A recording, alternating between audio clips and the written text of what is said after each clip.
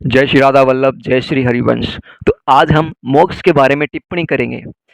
देखिए, मोक्ष को हमने किताबों में, शास्त्रों में हमने जाना, संत समागम के साथ बैठकर हमने मोक्ष को जाना, हमने गुरुवाणी से जाना कि मोक्ष क्या है, मोक्ष की हमारे जीवन में क्या भूमिका है। अगर हमें मोक्ष प्राप्त करना है तो हमें किन किन परेशानियों से जूझना पड़ेगा, हमें पूर्व में किए गए पाप कर्म उनको काटना पड़ेगा, और वो कटेंगे तभी तब हम भक्ति करेंगे, भगवान का नाम ध्यान करेंगे, कीर्तन करेंगे, सत्संग करेंगे, तुलसी की माला का जप करेंगे।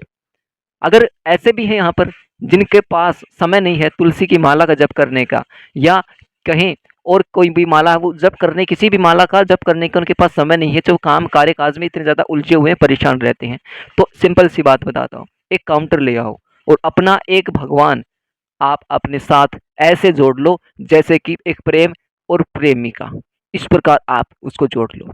आप राधा को जोड़ सकते हो, आप हमारे कृष्ण जी को भी जोड़ सकते हो, आप राम जी को भी जोड़ सकते हो, आप भगवान श्री नारायण जी को भी जोड़ सकते हो, पर एक नाम पकड़ लो, सिर्फ एक नाम। गुरुवाणी क्या कहती है? गुरुवाणी यही कहती है, सिर्फ एक नाम पकड़ो और अपना जीवन का उद्धार करो। उद्धार करने का तात्पर्य सीधा सीधा है, रास्ता जाने का है मोक्ष का। यही मोक्ष है। मोक्ष की कोई ज़्यादा बड़ी परिभाषा नहीं है, मोक्ष की परिभाषा यही है।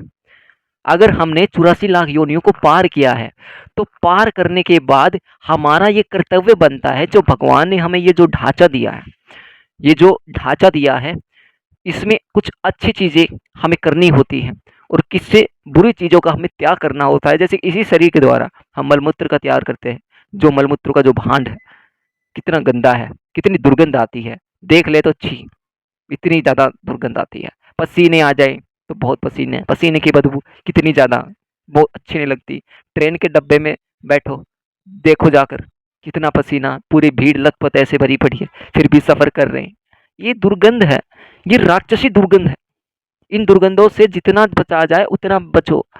और हमें क्या करना है, इस शरीर के ढांचे से हमने उस चीज़ को पाना है जिस चीज़ के लिए हमने 84 लाख योनियों को पार किया, जिस चीज़ के लिए हमने मनुष्य जन्म इसको धारण किया। और इसको धारण करने का जो कारण है, वो कारण ही यही है कि इस ढांचे का धारण कर कर हम अपने जीवन, अपने लक्ष्य तक हम पहुंच सके, और उस लक्ष्य का नाम है मोक्ष। मोक्ष की प्राप्ति कोई भी कर सकता है, यह किसी जात पात से नहीं है। अब यहाँ पे मोक्ष है क्या, चीज है क्या मोक्ष, क्यों करना चाहिए हमें मोक्ष को प्राप्त? मोक्ष को प्राप्त करना ही जीवन का एक लक्ष्य है हमारा। अगर हमने अपना जो जीवन जिया है, जी रहे हैं, आपकी अवस्था कोई सी भी हो, किशोर अवस्था हो, युवा अवस्था हो, आपकी बाल्य अवस्था क्यों ना हो, जरूरी नहीं है ये कि आप वृद्ध अवस्था में ही भक्ति पढ़ो, भक्ति करो, नाम जप करो, सत्संग करो, कीर्तन करो, ये कोई जरूरी नहीं है। कोई अवस्था यहाँ पर पूर्ण नहीं है कि आपको इसी बिंदु पर ही आपको इस उम्र में ही आपको ये सब करना है। बड़े बुजुर्ग कहते हैं कि जब आपकी वृद्ध अवस्था हो जाती है तब भगवान के जाने का समय हो जाता है, और उस समय में हमें अपने भगवान, अपने इष्ट, अपने देवी, अपने देवता, जो भी कुल देवी, जो भी हम अपने गुरु बना ले, जितना चाहे उसको हम गुरु बना ले, और हम भक्ति करें, भक्ति करें। क्यों? क्या बाल्यावस्था में नहीं कर सकते? क्या किशोर अवस्था में नहीं कर सकते? युवा अवस्था जो पूर्ण जवानी की है, क्या हमें उसमें नहीं कर सकते?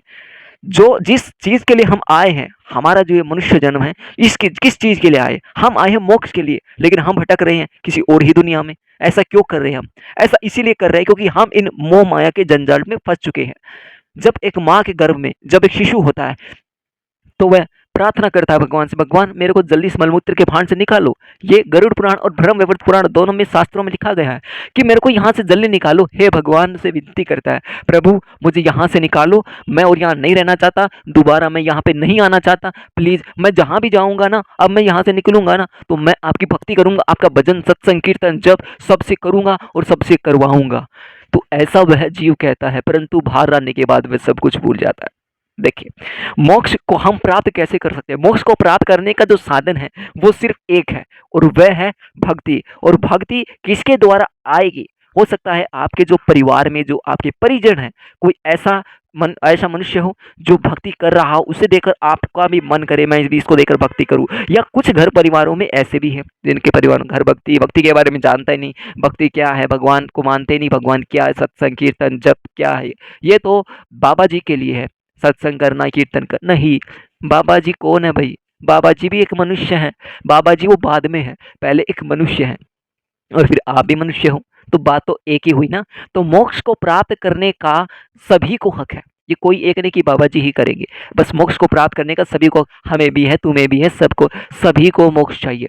अब एक मैं आपको एक कहानी सुनाता हूँ, बड़ी ध्यान से सुनना। एक बार एक किसान था, तो किसान के एक पत्नी थी, दो पुत्र थे और एक पुत्री थी। खेत था उनके, बहुत बड़े खेत थे। खेत होने के बाद जब वह किसान सुबह उठता, वॉशरूम जाता, जाने के बाद नहाता धोता, फिर खेत में देखता, खेत में जाने के बाद खिंचाई करता, मतलब एक खेत को इस तरह पालता कि वह उसका पुत्र हो और वह उससे यह इच्छा रखता कि ये मेरे को कुछ ना कुछ देगा। तो उसी प्रकार जैसा उसने जल दिया, जैसा उसने बीज बोया, उसी प्रकार की उसको फसल दी गई। अगर वह दिन में 5 बार अगर पानी देने जाता खेत में, तो वह उसी प्रकार का वह अन्न प्रदान करेगा, गेहूं, कपास, जो भी खेती के अनुसार वह सब प्रदान करेगा। अगर वह 2 समय में ही अपने खेत में पानी देने जाता है, तो वह 2 समय जितना ही आपको फल देगा। तो इसी प्रकार यहाँ पर भक्ति है। जब आपकी भक्ति चलेगी, दौड़ेगी, पहले तो चलेगी आपकी भक्ति, चलती रहेगी, चलती रहेगी, चलती रहेगी, तो वो वैसा कार्य करेगी। जब आपकी भक्ति आपके मन के अंदर दौड़ने लगेगी, दौड़ने लगेगी, जब वो ऐसी दौड़ लगाएगी एक ना एक दिन कि वह आपका साधन मोक्ष बन जाएगा। वो भक्ति ही है जो आपको मोक्ष दिलवा सकती है, दूसरी ऐसी कोई नहीं। अब किसान साहब कार्य करता है, अपने खेत को भी देखता है, अपने कार्य कामकाज को भी देखता है, अपनी पत्नी को भी देखता है, दोनों पुत्रों और अपनी पुत्रियों को भी देखता है, उनका पेट भरता है, भरण पोषण करता है, विद्यालय गुरुकुल उनको भेजता है और उनसे ये आशा रखता है कि हमारे बच्चे कामयाब हो जाएं। जिस तरह से मैं किसान हूँ, मजदूरी कर रहा हूँ, मेरा बच्चा ऐसा ना बने, मेरा बच्चा बड़ा डॉक्टर बन जाए, बड़ा यहाँ पर अफसर बन जाए, आईपीएस, आईएसपी, डीएसपी, सारे बड़े बड़े अफसर, बड़े बड़े पद उसको हासिल हो। तो वह इस प्रकार की वह मेहनत करता है। अब उसने क्या किया, उसने अपनी बाल्यावस्था आई उसकी, फिर उसकी जवानी अवस्था आई, फिर आपकी उसकी वह आई वृद्ध अवस्था। अब उसने क्या किया, सिर्फ उसने अपना कर्तव्य का पालन नहीं किया, उसने चोरी करी ना, पाप किया ना, किसी के बारे में गलत नहीं सोचा, सदा अपना किया, अपने परिवार का भरण पोषण किया। लेकिन परिवार का भरण पोषण भी एक जगह तक सीमित है। अब भगवान, जब हमारा समय होता है इस जन्म क्रिया काल में, जब हमारा समय होता है जाने का, अगर हमने भक्ति नहीं की, अगर हमें किसी को दान दक्षिणा नहीं किया, धर्मपरायण बातें नहीं की, धर्म के आचरण पर नहीं चले, धर्म समागम नहीं किया, साधु संतों के साथ समागम नहीं किया, गुरुवाणी हमने धारण नहीं की, गुरु दीक्षा हमने नहीं ली, तो वो जीवन जीने का क्या फायदा। 84 लाख योनियों को पार कर कर जो हमें जन्म मिला मनुष्य, वो तो व्यर्थ ही गया ना। अब क्या होगा, ना तो उसने ना तो उसने पाप किए और वह ना तो उसने पुण्य किए, वो कर्म करता गया अपने परिवार के, तो उसे जन्म लेना पड़ेगा दोबारा, क्योंकि भगवान उसे फिर से मौका देता है और ऐसे परिवार में मौका देता है कि उस परिवार में केवल भक्ति दौड़े। शायद उनको देखकर भगवान कहता है, इनको देखकर अकल आ जाए कि वह भक्ति करने लगे और अपना जो परीक्षा है मेरी, उस परीक्षा में वो पास हो जाए, जो मोक्ष की जो परीक्षा है, इस प्रकार की परीक्षा पास हो जाए। सो इसी प्रकार ये जो कहानी है एक किसान की, ये कहानी हमारी कहानी है, तुम्हारी कहानी और तुम सब की कहानी है, तुम सभी की ये कहानी है। कोई इस कहानी से अलग नहीं है। हम सभी मोह माया में पड़े हुए हैं। माँ अपने बच्चे की मोह माया में इतना ज़्यादा पड़ जाती है, वह ये तक भूल जाती है मेरा जीवन क्यों हुआ है, किस लिए हुआ है, क्या करने आई हूँ मैं इस मृत्यु लोक पे। जो ये पृथ्वी लोक आप सभी कहते हो ना, पृथ्वी लोक, पृथ्वी लोक नहीं, ये मृत्यु लोक है। यहाँ पर जन्म होगा, मृत्यु होगी, फिर जन्म होगा, फिर मृत्यु होगी। 84 लाख योनियों का जो चक्र है वो भी इसी मृत्यु लोक में ही होगा। लेना पड़ेगा हर योनि में, हर योनि भुगतनी पड़ेगी। कष्ट, बिच्छू, सांप, कछुए, न जाने कितने पेड़ पौधे, कीटनाशक जीव, कॉकरोच, न जाने कितने कितने जीव हैं। और उन जीवों के तो हमें नाम नहीं पता। ऐसे ऐसे जीव हैं, कीड़े, पपीता में किसी फल में लग जाना, मर जाना, ऐसे नाली में पड़े रहते हैं कीड़े। कितनी बहुत मच्छर, 15 दिन का समय, बहुत ही बुरी दुर्दशा होती है। जब 84 लाख योनियों का जब चक्र होता है, तब केवल वही जीव जानता है, क्योंकि उसे समय पर खाना नहीं मिलता, उसे समय पर पानी पीने को नहीं मिलता, कोई उसे खाने को लाकर नहीं दे सकता, कोई पानी नहीं लाकर नहीं दे सकता। उसे खुद उठना पड़ेगा, उसे खुद उठना पड़ेगा, खुद उड़ना पड़ेगा आकाश में, खुद ला पीना पड़ेगा पानी, खुद अपना खाना, अन्न, अनाज, जो भी कपास, जो भी कुछ खाने का है वो उसे खुद जुटाना पड़ेगा और अपने परिवार का भी उसको खुद ही भरण पोषण करना पड़ेगा। तो ये है जीवन का चक्र। उसे काम करने की जरूरत नहीं है। काम कैसे करेगा, अब ये भी एक काम ही है। वह उठ रहा है, लेकिन वह खोज कर रहा है। लेकिन हम क्या हैं, हाँ, भगवान ने हाथ दिए, पैर दिए, बुद्धि दी, देखने के लिए आँखें दी, सुनने के लिए कान दिए, बोलने के लिए मुँह दिया और जानने के लिए दिमाग दिया, सब कुछ जानने के लिए। हम जान सकते हैं, ये कार्य हमारे रहेगा तो हमको इतना वेतन मिलेगा और इतने वेतन से हमारे घर का गुज़ारा चलेगा और पूरा ये कार्यकाल चलता रहेगा। लेकिन 84 लाख योनियाँ जब पार होती हैं और पार करने के बाद जब मनुष्य जन्म होता है, तो हमारा ये दायित्व बनता है, हमारा ये कर्तव्य बनता है कि हम अपने परिवार के साथ-साथ हम अपना उद्धार करें। मनुष्य जीव का सबसे बड़ा जो धर्म है, वो धर्म क्या है? सबसे बड़ा धर्म है शास्त्रों के अनुसार कि खुद का उद्धार करना। जब तक वह मनुष्य खुद का उद्धार नहीं करेगा, चाहे अपने परिवार को अच्छे से रखे, पालन-पोषण अच्छे से करे, भरपेट पूजा करे, परिवार की पूरी सेवा करे, तो फिर उसको जन्म लेना पड़ेगा क्योंकि उसने अपने जीवन में भक्ति नहीं डाली। जब तक मनुष्य अपने जीवन में भक्ति नहीं डालेगा, तब तक वह जन्म लेता रहेगा। काल चक्र ऐसे 84 लाख योनियों का चलता रहेगा, चलता रहेगा, चलता रहेगा। इसमें कोई भी शक नहीं है। तो जभी भी हम अपने सुबह उठें, सुबह उठने से पहले हमें यह ज़रूर सोचना चाहिए कि हम जब उठ रहे हैं सुबह, क्या करें? क्या करें सुबह उठकर? काफ़ी तो ऐसे मनुष्य हैं, ऐसे माता, ऐसे बहन, बेटियाँ हैं, बच्चे हैं, लड़के हैं, उनको यही नहीं पता सुबह उठकर करना क्या चाहिए। अरे क्या करें सुबह उठकर? जीवन जीना तो एक कला है, यही समझ रखा है कि जीवन तो चलता रहेगा, कल भी सुबह होएगी, थोड़ी देर बाद दोपहर, फिर शाम, फिर रात हो जाएगी, फिर सोना, फिर उठना, फिर काम पे जाना, फिर जगना। क्या करोगे सुबह उठकर? ये काम रह गया क्या जीवन में? जीवन का अनमोल जो कार्य है वो क्या है सुनिएगा। सबसे पहले जिस सैया पर आप सोए हो, तो उस सैया पर जैसे ही आप सोए हो, उठो। 4 बजे उठ जाओ ब्रह्म मुहूर्त में या 5 बजे। और अगर आपका इतना भी सामर्थ्य नहीं है, तो जब सूर्य उदय होता है, सूर्य उदय से 48 मिनट पहले उठ जाओ। इतना सा कार्य तो कर ही सकते हो, तो वो समय भी ब्रह्म मुहूर्त का ही समय माना गया है शास्त्रों में। तो उस सैया पर उठ जाओ, 5 महासंतों के नाम ले लो, 5 महासंत गुरुओं के नाम ले लो। हरिवंश महाप्रभु जी और प्रेमानंद गुरु जी, जो भी आज के जो गुरु हैं और आपके जो भी गुरु हैं, उन सभी के गुरुओं के नाम लो। भगवान श्री हरि, भगवान श्री विष्णु से जो उनकी भक्ति संप्रदाय से जुड़े हुए हैं, उन हरि संतों के नाम लो और नाम लेने के बाद फिर चरण स्पर्श करो धरती माँ के, क्योंकि इतना सारा पाप का जो भोर है, ये पाप का जो भोर है, ये भार उठा रही है, धरती माँ उठा रही है। किसके लिए उठा रही है? हम सभी के लिए, ताकि हम अच्छे से रह सके, काम कर सके, काम काज कर सके, अच्छे सही सही यहाँ पर सोच सके। परिणाम करो, 5 मिनट दे दो, 5 मिनट। उसके बाद अपने घर में ठाकुर जी हैं, भगवान श्री कृष्ण, राधा है, या फिर नहीं भी हैं, कोई बात नहीं, ले आइए। तब तक आप क्या कीजिए, मंदिर में जाइए। मंदिर में जाने के बाद ऐसे ही अंदर अंदर अंदर मत पड़िए, क्योंकि आप अभी पूरी तरीके से स्वच्छ नहीं है। प्रणाम कीजिए, प्रणाम कीजिए 11 बार। कृष्णाय वासुदेवाय हरे परमात्मने प्रणत कलेशनाशाय गोविंदाय नमो नमः। 11 बार इस मंत्रों का जाप कीजिए। लेकिन मंत्रों का जाप आपको स्नान के बाद करना है। नाम ले लीजिए भगवान का। भगवान का जैसे आप नाम लोगे ना, तो आप स्वच्छ नहीं हो, फिर भी आपको ये लगेगा हम अंदर से बहुत स्वच्छ। फिर आपने यहाँ पे आप तांबे का लोटे में पानी पीजिए, स्वच्छ हो जाइए। जो भी आपको बाथरूम जाना हो, नहा लीजिए। नहाने के बाद भगवान का भजन कीजिए, कीर्तन कीजिए, मंत्रों का जाप कीजिए।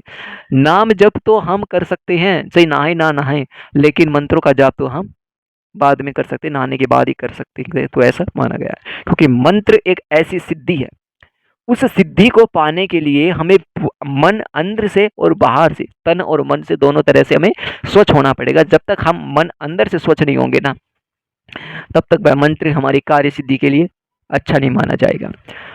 तो मोक्ष इसलिए हम करते हैं ताकि हम भगवान के घर जा सके और वहीं पर रहें, दोबारा आए नहीं। अगर हमने पुण्य किए, कुछ ही पुण्य किए, लेकिन पाप कर बैठते हैं, पुण्य हमारे क्षीण हो जाते हैं, फिर आना पड़ेगा।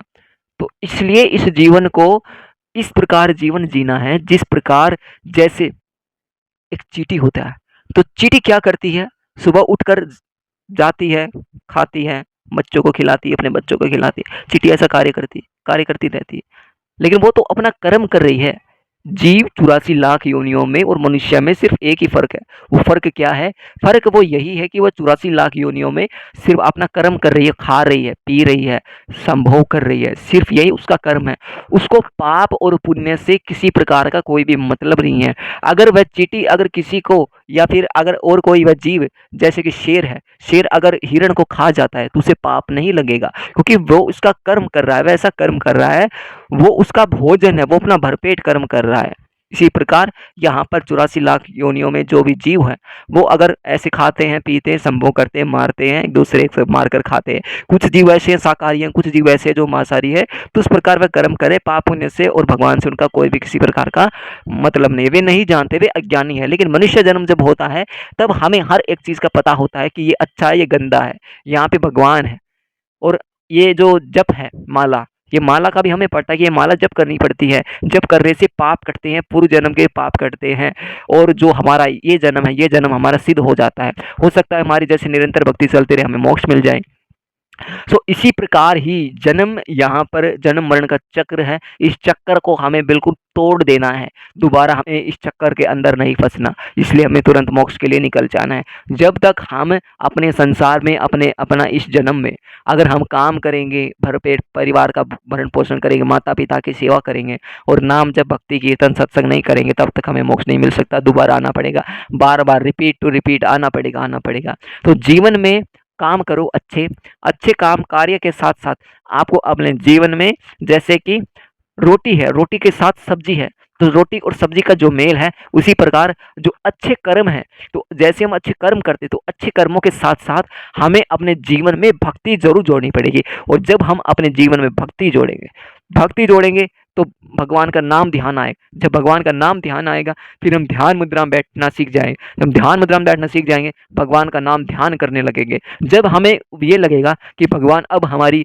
जो एक एक शब्द है, एक बार बोल दिया राधा राधा, तो राधा राधा रानी हमारी सुन रही है। कृष्ण ने एक बार राधा बोला और एक बार राधा बोलने का जो फल है, वो तो यमराज भी शॉक्ड हो जाते हैं कि क्या दूं इनको फल में, ये एक बार राधा बोलने का। सोचो करोड़ों बार जो राधा बोल दिया, 8 करोड़ बार राधा बोले तो वह सिद्ध सिद्ध हो जाता है। वह कुछ भी बोल दे वही हो जाता है।